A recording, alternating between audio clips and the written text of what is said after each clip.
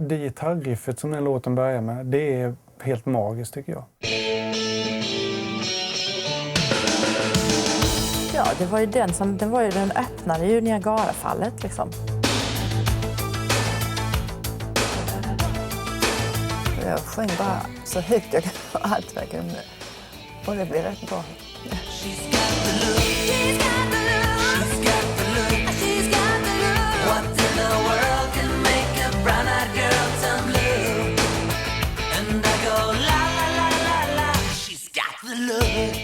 Jag tittar tillbaka på alla de här typ 1000 låtar jag har skrivit i mitt liv, så finns det bara en The Look. Det finns någonting i den låten som är lite magiskt.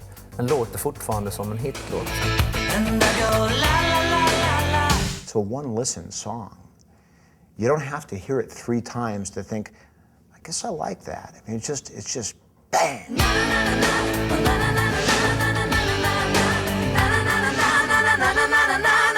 She's got the look.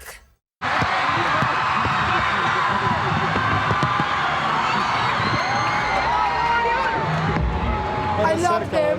They are the best people in the world. I love Marie, I love her. Roxette is a great man. Ja, sagan om Roxette, den kan tyckas självskriven.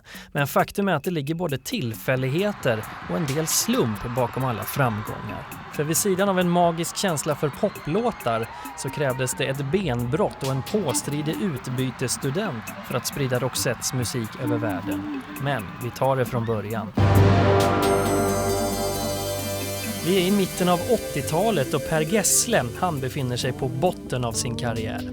Åren som popstjärna i Gyllene Tider, de är historia. Och som soloartist är det ingen som riktigt vill ha hans skivor. Marie Fredrikssons karriär däremot, den pekar spikrakt uppåt. Med skivor som Het vind och Sjunde vågen är hon Sveriges hetaste sångerska. Det är någonstans då idén om Roxette föds. Och när ni är då Marie Fredriksson och Per Gessle så är ni väldigt svenska. Men Roxette, då är ni väldigt osvenska tycker jag. Ja, idén med Roxette från första början var ju att försöka komma ut utanför Sverige. Det är ju en dröm som Marie har burit på ända sedan man började med musik. Ja, på pappret är Per och Marie ett rätt omaka par, men det är drömmen om en internationell karriär som förenar dem.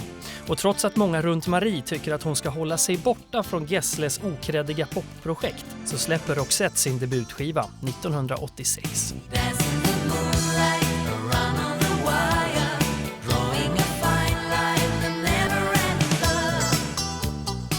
Utanför Sverige är dock intresset för Roxette nästintill obefintligt. Men eftersom skivan blir en storsäljare på hemmaplan så får de en chans till. Gessle, han sätter genast igång och skriva nya låtar och med sig in till nästa inspelning så har han bland annat den här. Här kan man skriva hur mycket hit som helst på det här groovet. Bas har vi på nummer 9. Titta. Hela idén med The Look var att jag försökte lära mig programmera en synt som heter Ensoniq ESQ1. Och jag försökte skriva en låt som var ungefär som en sån här CC Top-låt med en sån här 8-dels bas. Extremt enkelt, så det var hela idén. Misslyckades. Ja. Det blev 16-delar istället. För mig var ju Roxette väldigt mycket att jag skrev låtar, Marie sjöng låtarna. Så jag skrev ju The Look för att Marie skulle sjunga den. Och så den hette ju He's Got The Look från början. He's got the look. He's got the look. He's got the look. What in the world can make a brown-eyed girl turn blue? When everything you'll ever do, you'll do for you. And he goes la la la la la. He's got the look. Han hittar igång som vanligt. Ja, man känner sig lite gammal faktiskt. Fast det är häftigt. Det är samma mixerboard som de gjorde. Det är det. Fast det var inte lika långt på den tiden. Ja, vi slutar nog här, va? Där har du hällt öl någonstans, tror jag. Ja, och fimpat.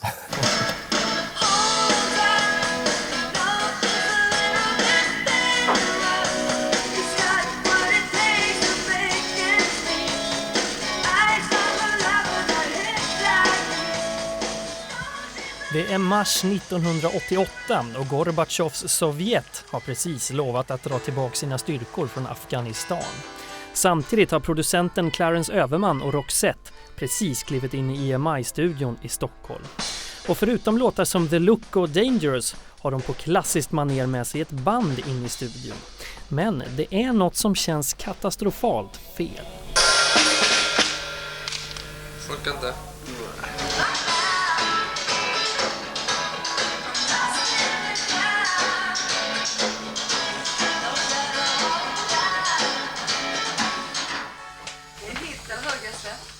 Det är en skitstor hit i Biafra. Det var så originellt som Hallin drog från studion. Slumpen spelar ju som alltid en stor roll. Vår tekniker Arla Sörna bröt benet. Vi behövde en ny tekniker och då kom Anders Hallin in som hade spelat bas i Gyllene Tider. Nu för tiden jobbar han då i en musikaffär och var väldigt high på den nya tidens teknik. Och han och du... Ja, vi fann ju varandra verkligen. Så att, tack vare Anders mycket och Clarence och deras samarbete så gick vi in i studion från ett helt annat håll, det vill säga via teknik. Ja, Anders bistod ju med maskiner och ljud och liksom la upp en palett och sen vevade jag hej vilt från där. Är ni med då? 2, 3, 4!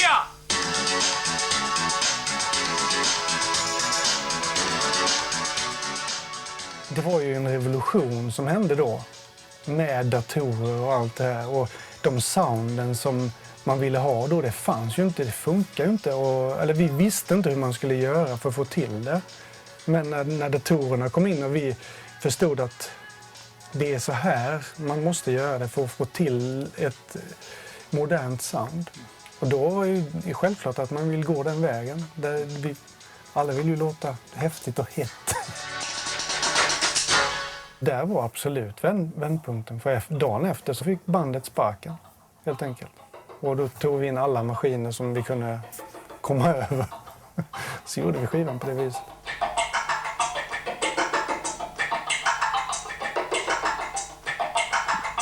Det lät ju svintufft nu.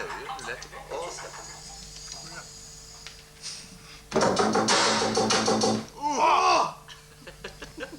Ska vi presentera låten? The Look.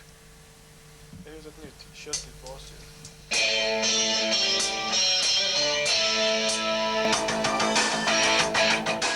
Finns det några sådana lite mer så här, lite subtila, hemliga grejer som man kanske inte har tänkt på? Den här effekten.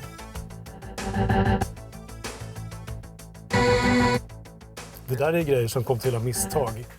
Det var en hi-hat-programmering som spelades upp av någon körsynt. Ja, så behöll vi det. Men den här gitarriffet, hooken där, det fanns inte, det la vi till. Det klippte vi inifrån låten i början. Det var en grej som Jonas kom på när han spelade gitarr och då tyckte vi, fan vilket bra intro det här är. Ja, han spelar på klicket. Han spelar på inräkningar så det är utlagt. Allting handlar ju liksom om att det ska vara kul. Det är du. Ja, men inräkning. Jag har inte bett om det här. 2, 3, 4. Han har så skön engelska så du höll den. Ja.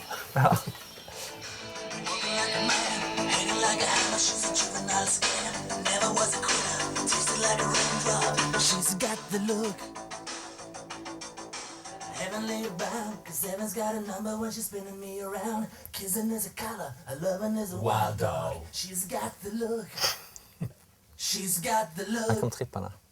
She's got the look. Men det var mycket så att vissa grejer,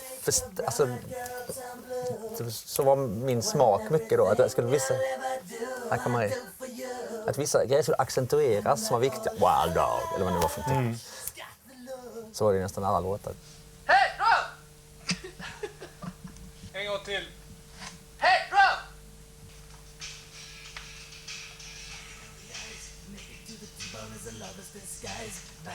Hej, drum!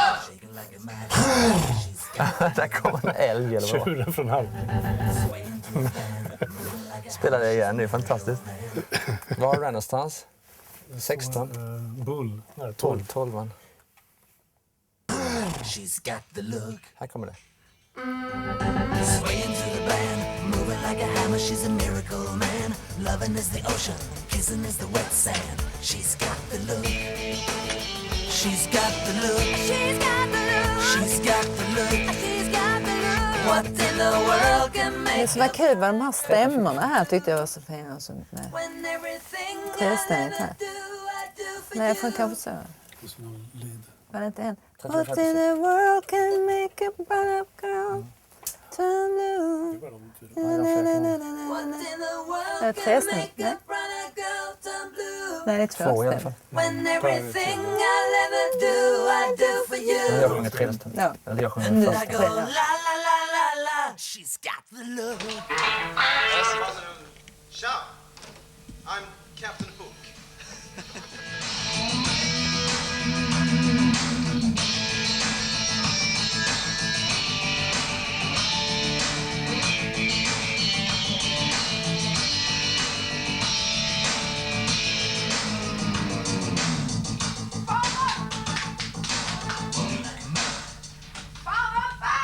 Halmstad-rappen då, ska vi inte ta upp den lite kanske? Halmstad-rappen? Man. Alltså det är den, okej. Ja, herre Jesus. Var ligger den då, tror du? Det är samma, va? 17, 17, 19. 19 kanske.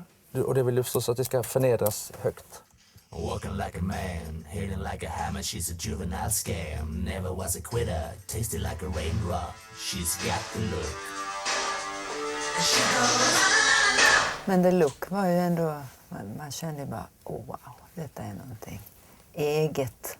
Ja, visst. Att man kände att det var, Men visst testade vi att du skulle sjunga den. ja, Men det kändes konstigt. helt fel. Men na, det gick bra.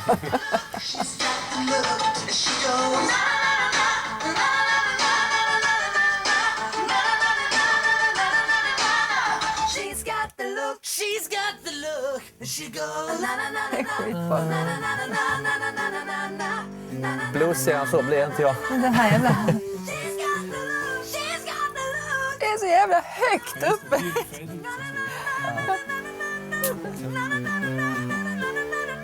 Åh, det är så hög tonart. Alltså, det kan jag inte göra. Shit! Med fullt spett liksom. Jag bara sjöng inte, bara helsike. Det funkar liksom. Men jag vill ju gärna putta upp Ja, det var dig alltså. Precis. och dig med. Ja.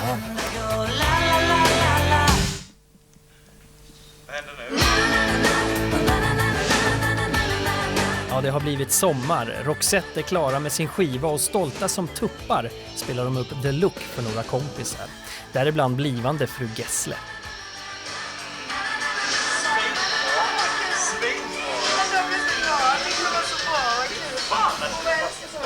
Ja, det var faktiskt svårt att välja singel här. Bara man hör direkt, den här måste ju bara bli singel i festen.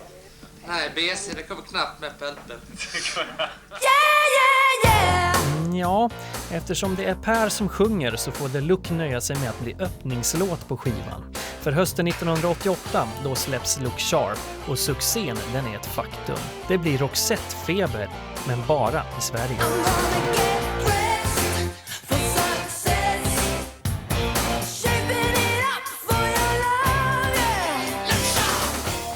Ja, alltså vi tyckte ju att vi hade gjort en fantastisk skiva, det tyckte vi verkligen. Vi var väldigt nöjda med Look Sharp-plattan och den gick ju som tåget här hemma i Sverige. Men det hände ju ingenting utomlands. Och då hade ju den här skivan sålt 350 000 ex eller något där på 2 månader i Sverige. Och han var bara superfrustrerad för att inget hände någon annanstans. Men för att komma hem, det händer ingenting. Alltså, men den har ju sålt 350 000 skivor i Sverige ju. Men det är inte det som räknas. Skandinavien överhuvudtaget var inte intresserade av USA, fanns ju inte ens på kartan. Ja, givetvis skickas skivan även till Roxettes amerikanska skivbolag i hopp om en lansering. Men intresset är svalt, minst sagt. Men de anger åtminstone ett skäl att inte jobba med Roxette. Dels att det var från Sverige och sen att de tyckte att det här kommer aldrig kunna spelas på amerikansk radio. Så att vi var ju som alla andra svenska band, man fanns liksom inte. Nej, amerikanerna verkar inte riktigt vara redo för Roxette. Eller? För det är nämligen någonstans här som slumpen kliver in i handlingarna på allvar. we set up a sign here that says "Party with us" in Sweden, us being U.S. So we had a U.S. flag and a Swedish flag. We thought we were pretty funny then, I guess. So that was you back in Borås? That was me back in Borås, just before a party. Ja, när höstterminen är slut åker den amerikanske utbytesstudenten Dean Cushman hem till Minneapolis för att avsluta sina studier som datavetare. Med sig i bagaget hem har han en CD med sitt nya favoritband. Came back around Christmas time, so I had some time off. And that's when I took this CD and had this idea that, hey, I should bring this into the radio station. Dean Cushman started to recur as a name that would be in my calls at the end of the day. And so I think, if I'm remembering correctly, I think I called him back. And he said, I'm back from Sweden, and I've got a song. I love KDWB, and I've got a song that I want to send it to you. And I thought, well, please do. We will. Glad to hear it. Good for you. Thanks. Here's our address. And never thought about it again. So I went in with no expectations and handed him this CD and said that this is some really good music that I heard in Sweden. It'd be real interesting for you to hear it. And the receptionist went and got Brian Phillips, the program director. It was marked as a Swedish import. I remember thinking, I bet, is this even an English language record? I wonder. It piqued my curiosity, but not enough for me to put it in a CD player. So it sat literally on the corner of my desk with a pile of other music. Then I started to get worried that he may or may not listen to it, and then he would keep the CD. And I didn't know if I'd ever be back to Sweden or how close I'd keep in contact with some friends. But I wanted the CD. So. And then I hear Dean Cushman is in the KDWB lobby. I get the call from the receptionist, and he'd like his CD back if we're not going to do anything with it. And I got a guilty twinge of, I told that kid I was going to listen to this. Tell him, just give me 15 minutes and I'll come out and meet him and I'll bring his CD back. He's absolutely right. I did come back because I hadn't got it back yet. And I came in and said, if you're not going to listen to it, I just make sure I want it back. Yeah, I do remember that. But I don't remember sitting waiting in the lobby or him listening to it then or saying anything. Pop the Roxette CD in. The Look came up, and the first thing you think of as a top 40 programmer, you think, boy, the intro is good. Boy, this is really good. A college kid brought this in. This is terrific pop. I remember hitting the false ending in the song, and it picked back up again. And then I got the chill. Ooh, boy, this is...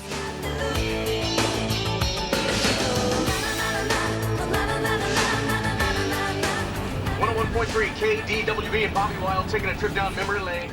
I went back to the studio, and I asked the disc jockey, the presenter, any calls on that? People love it. He said, just like on a scale of 1 to 10, 10. Really? From one play? That's unusual. Thanks very much for dropping off your Roxette CD. As you may know, we are testing the Look. Response so far has been strong, and several other program directors in Milwaukee, Phoenix, and Kansas City have requested copies of the song. You may have started something, ! Nice. When I shipped the tape out, the 5 guys who had the equivalent of my job in Miami and New York and Los Angeles were struck exactly as I was. One listen, I'm putting it on. Bill Richards at KISS FM, putting it on, right? In it goes. That's not it's not. These are not difficult decisions. Plenty of sunshine today, so enjoy the beautiful weather. Right now, on to a brand new song from the band Roxette. Here's their new single, The Look. Ja, med hjälp av Brian Phillips kopior börjar The Look spelas på radio över hela USA. skivbolaget inser sitt misstag och paniksläpper en singel. Alla som slår igenom någonting har ju nästan alltid någon liten udda grej, som i vårt fall den här Din Kursman-studenten. Någonting som gör att den här just då lyssnar just han som är betydelsefull. Så det räcker inte med en bra låt eller en bra artist, utan det är fruktansvärt svårt. Ja, våren 1989 får Per och Marie täta rapporter om det osannolika.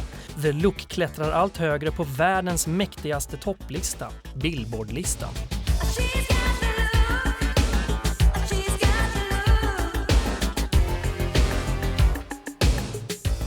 Vädret kommer strax och det blir soligt kan jag tala om, men först en blågul nyhet från USA. Där upphöjde sina 2 unga svenskar till världsartister, för då nådde deras skiva The Look toppen på listan. Roxette kallar de sig, Marie Fredriksson och Per Gessle, och det är bara ABBA och Björn Skifs som lyckats tidigare med samma bravad. Champagne, pussar och fotoblixtar och så ord från en veteran. Vi etta i USA, det är som att vinna OS. Det är något speciellt. Pengar är inte allt heller. Liksom. För mig är det bara en stor ära att få ligga etta i USA. Du struntar i pengarna? Ja, just nu i alla fall. Är målet uppnått nu? Är drömmen uppfylld? Ja, det är en intressant fråga. Jag vet inte. Det är en av drömmarna. Det var ju att ligga etta på Amerikalistan en gång i tiden när man var en liten palt. Och det har vi ju faktiskt uppnått. Berätta om de här listplatserna under våren och sommaren här. Ja, än så länge vi har varit etta med The Look i 10 länder. Och just den här veckan ligger vi topp 10 i 19 länder runt om i världen.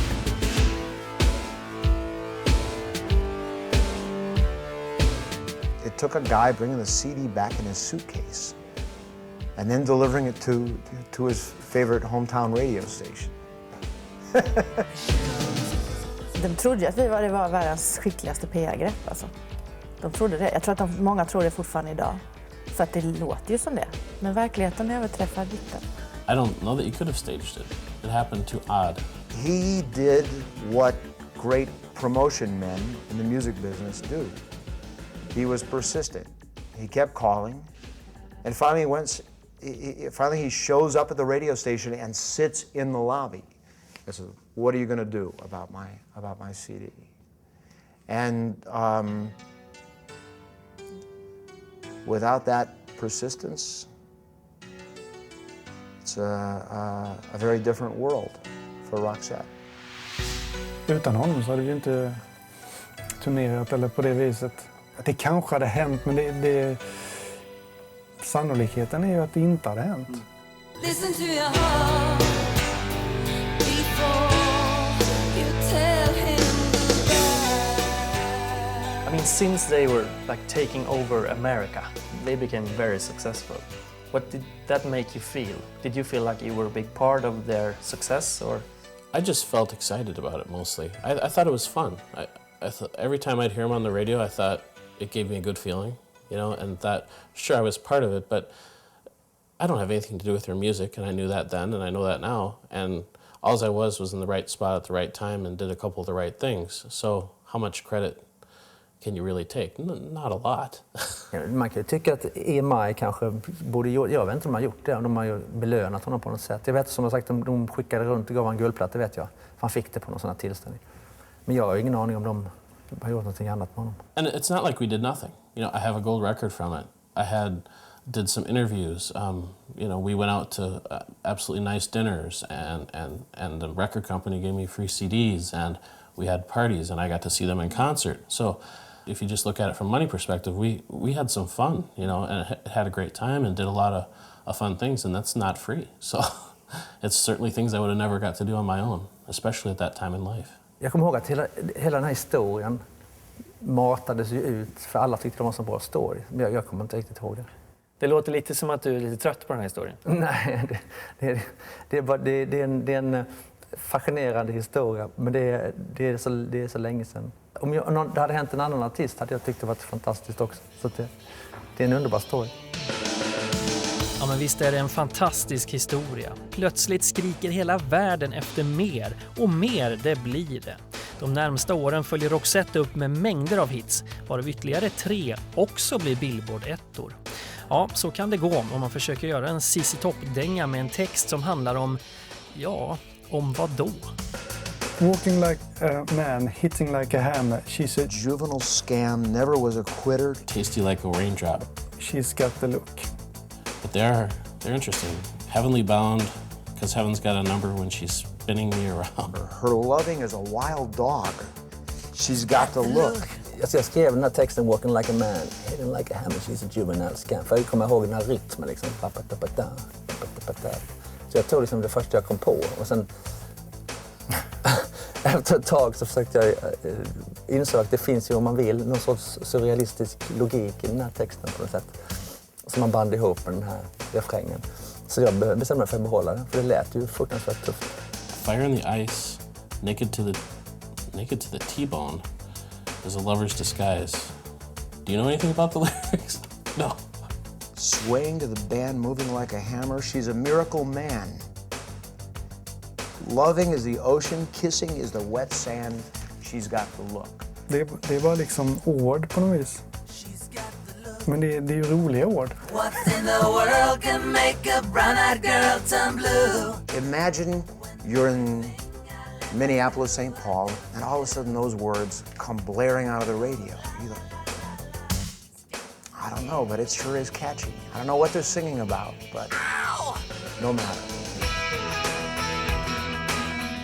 En del tycker att det är förskräcklig text såklart, som inte handlar om någonting och det har de rätt i. Medan andra tycker att den är bra så att den står ju ut. To be honest, these are a sequence of words that no American songwriter would land on in a million years. Ja, men som jag sa, jag ville skriva en effektiv poplåt. Jag kunde inte göra det mer effektivt än så här. Och rytmen var ju jätteviktig. Walking like a man, hitting like a hammer, she's a juvenile scam. Never was a quitter, tasting like a raindrop. She's got the look.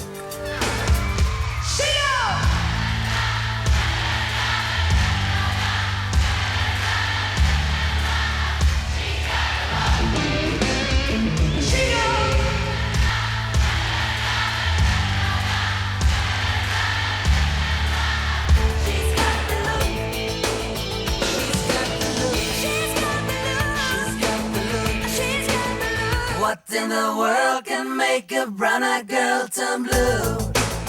When everything I'll ever do, I do for you. And I go la la la la la, she's got the look. Varför är The Look en hit? Därför att den är oemotståndlig. Det går liksom inte att värja sig mot den. För den har alla bitar, alla hockar, allting. Det är liksom... Put it on. It takes, 3 minutes and something to figure out what Roxette is.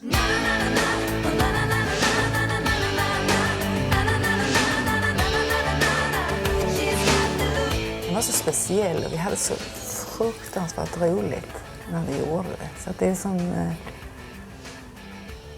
allt var så lätt, allt var så enkelt. Och det var bara att köra. Man gillar den liksom. Gillar du den själv fortfarande när du hör den? Ja, jag tycker fortfarande det är min bästa låt.